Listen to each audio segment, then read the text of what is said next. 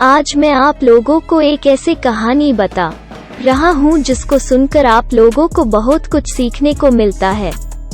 रीनू और मीरा बहुत ही अच्छी दोस्त थी और दोनों हमेशा कुछ न कुछ किया करती थी। अभी दोनों अपने कॉलेज में पढ़ाई कर रही है। एक दिन की बात है, दोनों कॉलेज से आ रही थी, तभी उनको एक बहुत ही बूढ़ा आदमी दिखाई दिया। दोनों ने सोचा चलो उनके पास जाकर कुछ पूछते हैं। फिर क्या था, वो दोनों उस बूढ़े आदमी के पास जाकर बैठ गए और बोली, बाबा आप कैसे हो? उस बूढ़े आदमी ने बोला, बेटा मैं तो सही हूँ, आप लोग कैसे हो? दोनों ने एक साथ बोला, हम भी सही है। थोड़ी देर बाद दोनों ने कुछ बोला नहीं, लेकिन अगले ही पल रीनू ने पूछा, बाबा सच्चा प्यार सबको नसीब नहीं होता, इस बात में कितना हकीकत है? रीनू की बात सुनकर वो बूढ़ा आदमी मुस्कुराया और बोला, आपको कभी प्यार हुआ है?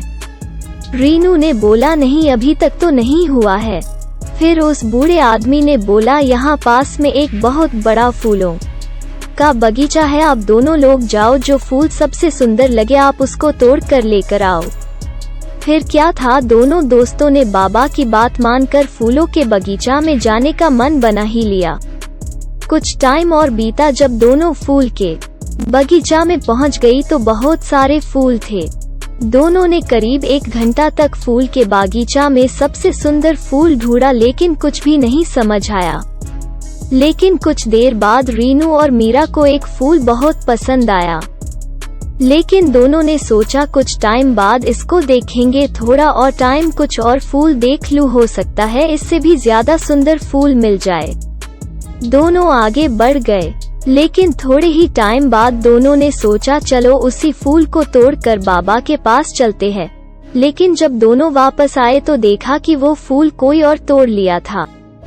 दोनों दोस्त बहुत ही निराश होकर उस बूढ़े आदमी के पास गई और बोला, बाबा हमको बहुत लंबे टाइम के बाद एक फूल पसंद आया, लेकिन उसको कोई और तोड़ ले गया।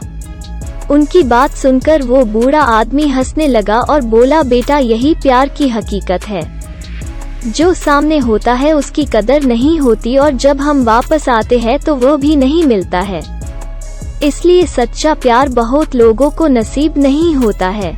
दोस्तों, इस दिल छू लेने वाली कहानी से हम लोगों को यही सीख मिलती है कि जो पास है उसकी कदर करना सीखो।